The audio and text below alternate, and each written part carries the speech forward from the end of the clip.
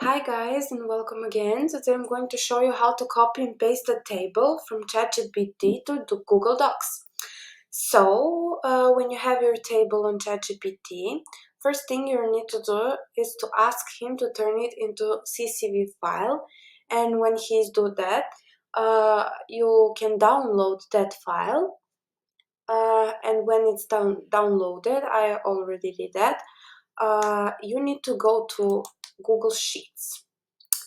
When you go to Google Sheets, you click on File, Import, Upload, to Browse, and to Downloads. When you find your table, you can just open it, import.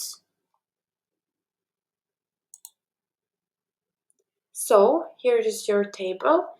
If you do everything, now you can a little bit make it better if it's a little bit messy, like to line borders, color it, or everything it's needed for you. For me, now it's okay.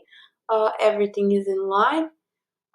So now you just make it like this, standard copy, and you go to Google Docs, paste it, unlinked, and here is your table.